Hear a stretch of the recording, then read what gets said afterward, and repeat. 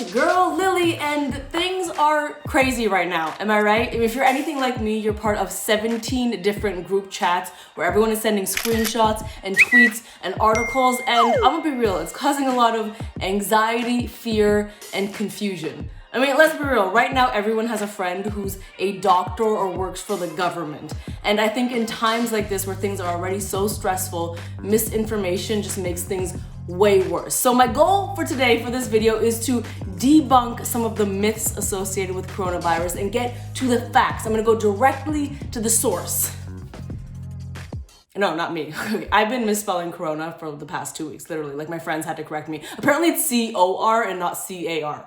I had the privilege of speaking with Dr. Fauci, who is one of the lead people here in the US dealing with coronavirus and is part of the task force and definitely knows his facts. But before we get into that, as you may or may not know, I am a proud UNICEF Global Goodwill Ambassador. So I've decided to partner with YouTube Giving to try to help UNICEF's COVID Relief Fund. It's very simple. You can click donate to donate directly right here on this video. I'm trying to raise $10,000.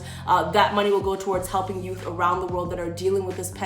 So if you can, please give, please donate. It is a great cause and people need it right now. And bonus, YouTube is going to match every dollar up to $10,000. So give and let's get this double. Wait, hold on, stop the video. I had to insert this clip because I just received word that YouTube is stepping up and they will be donating $250,000 to coronavirus relief by UNICEF. Thank you so much, YouTube, for taking this massive step. I love you so much. Thank you on behalf of not only UNICEF and the world, but me, because this means so much to me. You always are just the best, Team Super. Now it's your turn to step up. Let's do this. Okay, back to the video. Now, without further ado, let's hang out and discover the facts. No printer with Dr. Fauci. Dr. Fauci, thank you so much for taking the time. I know you're probably extremely busy right now, but a lot of people, including me, are being bombarded with information regarding COVID-19. And I'm gonna be real with you, I don't know what's true or what's false, so I thought I would use your help to kind of debunk some myths and get to the facts. Can you help me with that? I'll try my best, yes. Okay, so here's what I'm thinking. I'm gonna tell you everything I've heard from the internet, my group chats, Twitter, and I would love to get the facts. I'm warning you, some of these might sound silly to you, but they're actually a cause of confusion for me and my friends, so this is my way of saying they might sound stupid. No, it's real life. Virus 101, immunology for dummies right now. So, to dive right in, I have one friend who says that coronavirus is the most dangerous virus we've seen. I have another friend who says the seasonal flu is worse. And both of these friends have friends that are doctors. So I wanted to ask, is this just the seasonal flu? No. So the direct answer to the question, it's not seasonal flu. It transmits much more rapidly, and it has one characteristic that unfortunately dramatically distinguishes it from the seasonal flu. The mortality of the seasonal flu that you and I experience every season is about 0.1%. The mortality of this is about 1%, which means it's 10 times more lethal. In seasonal flu, we have never seen hospital rooms, hospital intensive care units overrun, where you run out of beds and you run out of ventilators. We've seen that all over the world. We're seeing it in Europe. We're seeing it in New York City. This is not the seasonal flu. So that one is nailed, definitely. Got it. And in terms of how it spreads, I've been hearing a lot of conflicting ideas here. Is the virus airborne? And then also, what does that actually mean? Yeah, well, that's a great question, because airborne means different things to different people. The standard way of a respiratory virus spreading is by droplet, big droplet. And if I cough, the droplet goes a few feet and then just goes down. That's the reason why we say stay 6 feet from each other. When something is airborne, that's misleading. It's what's really called aerosol, which means that when the virus comes out of your respiratory tree, it's in a droplet that's so small that it doesn't just drop to the ground. It can hang around for a period of time, several minutes, usually more than that. It isn't like 5 hours. I mean, measles can do it for 2 hours, but measles is the worst of that, and this is not like measles. So there probably is a small degree of aerosol, but mostly it's droplet. But the other thing that people don't pay attention to when they're focusing on airborne versus droplet is your hands and what you touch. people continually touch their nose and their mouth. They shake hands with people. They grab a doorknob. That's also the way it's transmitted. So that's the reason why we say right now, given what we're going through and maybe forever, nobody should be shaking hands. And I mean that. No one should be shaking hands. So on that note, how long can the virus live on items? Because I have one friend who goes to the grocery store, gets his essentials, then he will, Lysol wipe down everything, all of his apples and all of his stuff. Is that the right thing to do? Can the virus live on a bag of chips? Well, viruses can live, this virus particularly, because we've looked specifically, can live on inanimate objects for variable periods of time. It does better on hard surfaces like stainless steel, certain types of plastic. It does less well on cloth and corrugated things, but it can live on a surface for several hours, up to even a day or two. So you don't want to be completely crazy about wiping everything down every minute of the day, but you should use precautions, particularly about wiping down doorknobs and things that are frequently touched, like when you give somebody a credit card, come back, get a wipe and just wipe off the credit card. Common sense things. If you overdo it, you'll paralyze yourself. Right. Okay, is it true, because I've read this a lot, is it true that the virus struggles to live in hot climates? Most viruses that are respiratory viruses do much better in cold, dry weather than in warm, moist weather.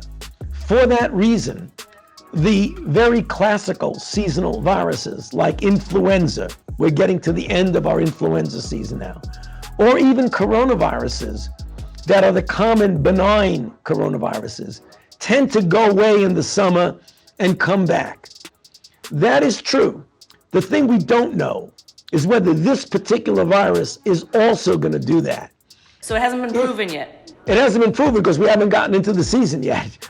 So what we hope, and this is hope, and I think it's hope based on some reasonable assumptions, that as we mitigate against it, as we do the physical separation that you're doing and that I'm doing right now, combined with the onset of the summer season in the Northern Hemisphere, that we are going to see a diminution of it. And in terms of precautions, on that note, how well do face masks actually work? Because some people are using them for fashion. They look cool. I'm seeing a lot of Instagram selfies with face masks, but do they actually work to protect you? Well, face masks are, I'll get to your answer in a second. I'm not going to evade it. The primary purpose of a face mask is to protect a healthcare worker when he or she is taking care of somebody that's sick. Mm-hmm. The secondary use is to get someone who's sick to put it on themselves to prevent them from infecting somebody else.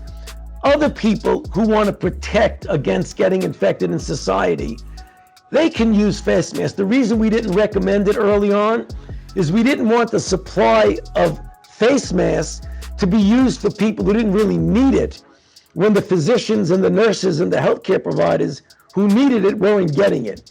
In a perfect world, if you have enough face masks, there's nothing wrong with wearing a face mask. Is it 100% protective? No way. What is it? Estimate, maybe 50% or so, and that's merely an estimate. There's some degree of protection, but it isn't a completely protective against the transmission. Right, and I know there's a type of face mask called the N95. I don't know any specifics around it, but I know that's the one that's supposed to be the legitimate one that healthcare workers are supposed to be using. But I did read an article saying that some hospitals in the USA are using the same mask for a week because of shortage of masks. Do those masks expire? Are you supposed to wear for X amount of hours? The concern is not the expiration over a week.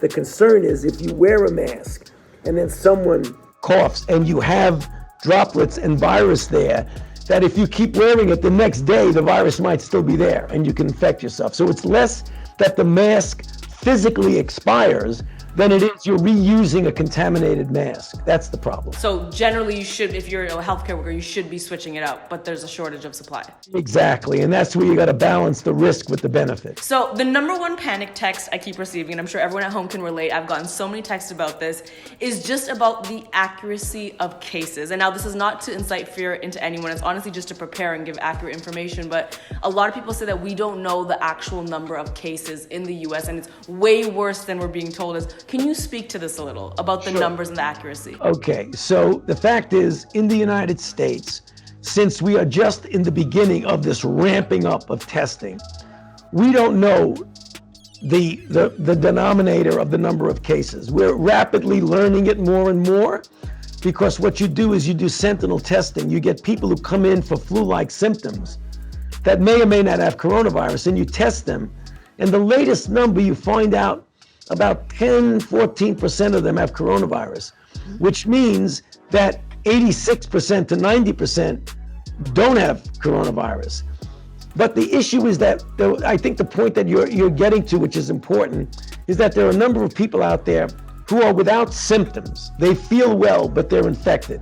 Those are the ones that you're concerned that they're going to inadvertently pass the infection on to someone else. What percentage of the totality of the coronavirus infection is asymptomatic? We don't know. We don't think it's a vast, large percentage. We think it's relatively small. But I say that with some trepidation because we haven't looked at it in an orderly way. Well, I appreciate that very transparent answer. On that note, a more positive, like, is there any vaccines or cures that you know of? And I asked this because I saw on Instagram, I was scrolling through Instagram, and I saw that, this is what it said, Canada has found the cure. Now, I also have a lot of Canadian friends. I am a proud Canadian, so I don't know if we're just biased and trying to be proud, but is there a vaccine or cure for this virus? God bless Canada, but they haven't found the cure, okay? So we had one thing going for us. No, I'm kidding. No, the situation is that we have vaccine, one and more coming online, that we started a vaccine trial a few weeks ago. I've been talking about this a lot. It's the fastest we've ever gone into human trials. Even that rocket speed, it's not going to be available for at least a year and a half. So there's no proven and effective vaccine, but we will have one if we get another cycle and we go through the next seasons. Number two, there are a lot of drugs out there that are being tested. The only way you can tell that a drug really works is to do the kind of trial where you compare it to something. It's called a randomized controlled trial. We have a number of interventions that are currently being looked at in that auspices of a trial. There are a lot of claims that there are drugs out there that are approved for other things that are knockout drugs that work. That's anecdotal information, based not on scientific evidence, but based on a lot of stories that this may work or not work. And that's where your friends are coming in and saying, oh, we heard there's a drug that really works. There is no definitively proven drug that is effective against this disease. On that note, I also had, and this might have been one of my Indian undies that said this to me because it sounds like it, but vitamin C can ward off the virus, I've been told. Well, you know, vitamin C is a good antioxidant. There's no proof it could ward off the virus, but there's no harm in taking vitamin C as long as you don't take ridiculously large doses. The same thing is true for vitamin D. You know, many people around in our society are vitamin D deficient. You get it naturally from sunlight. Often we don't get enough sunlight. There's nothing wrong with also supplementing with vitamin D. Are they specifically going to help you with the virus? Maybe not, but it's one of those things that it's a healthy thing to do. So same with turmeric and ginger. So I should tell my mom turmeric and ginger are not curing this virus. Oh, you could tell her that your herbs are not curing the virus. Okay, you hear that? The turmeric is not going to help this one. Okay. I started a social good initiative called Girl Love. Clearly, I'm wearing the sweater. It is aimed to empower women. So on behalf of that community, I want to ask, because I've seen some things on the internet about this too. Does the virus affect men and women differently? Maybe not differently, but certainly more men are getting infected and getting in trouble than women. And why is that? We don't know that. We absolutely don't know. I have to be, humble about this. I don't know yet. We're going to be studying it. It may be that men have more underlying conditions that lead them to get a more serious disease. It isn't that men get more infections than women. They get more seriously ill than women. I also was part of an email chain I got that was being passed this information. It said that Advil makes the virus 10 times worse. Can you speak to that? There's no evidence to indicate that any anti-inflammatory makes the virus worse. There are anecdotal stories about that, but I have not seen any convincing evidence that that's the case. Okay, this is a tough question, but I'm sure you're gonna ask it a lot. I know we only have a couple minutes left here. Yeah. Everyone keeps wondering when this is going to end. I've heard people say, oh, this is going to last a couple of weeks more, months. Is there any way to tell when will our lives resume to normal state? No, you can't predict it, but you can look at what's happened with this same epidemic in other countries. I mean, in China, it was about an 8 to 9 week before it went up and down. In Korea, it turned the corner in several weeks. We are right now, as a country, have multiple epidemics going on because we're a big country. New York is different from Florida, is different from Washington. As a country, it's probably going to be several weeks before we see a turnaround. Several weeks. Last question for you. On a lighter note, you've taught me a lot of things here. Since we're making a YouTube video and the goal is to get clicks, get people the right information, my last question for you is, have you ever posed for a YouTube thumbnail? No. Okay, would you like to do that with me to get people? So you can do any, I don't know if there's an infamous pose you have that the internet knows of, or if you want to do a thumbs up or whatever it is. Here's my expertise onto you since you've taught me how to pose for a YouTube thumbnail. I'm gonna do this. You can do whatever you want. Are you ready? Okay, here we go. How about this? Amazing! Dr. Fauci, thank you so much for your time. Really, really appreciate all of the knowledge and the effort and the energy. Thank you for keeping us posted. Mark, good to be with you. Thanks. Enjoy it. Take care. Take care. And there you have it. The facts. That was so helpful for me. I hope it was for you because I'm not gonna lie. A lot of that stuff I thought was true was false. And a lot of the stuff I thought was definitely false turns out to be true. So I do think right now it's really important to unite and be together, express togetherness. And one of the best ways to do that is to really evaluate where we're getting our information from and to not be part of spreading misinformation because it is causing a lot of anxiety and fear. And so we should definitely be informed and be aware so we can prepare, but let's just make sure we're sticking to the facts. I hope this was helpful. Just like my last video, I'll put links in the description to resources if you're experiencing anxiety, or just resources in general that are helpful during this time. I really do wish you all health, love, and light. Thank you so much for watching this video. If you found it helpful, please share it. And shout outs again to Dr. Fauci for making the time to do this because stuff like this is really important and helpful right now. So stay safe. Love you. Bye. Hey, like I said, if you enjoyed this video, please do share it. If you want to see more videos on my channel, you can go ahead and click subscribe. My last video, which is funny, lighthearted, might make you laugh, is right over there. My second vlog channel is over there. Otherwise, sending you love. One love, Lilly. That is a wrap and zoop.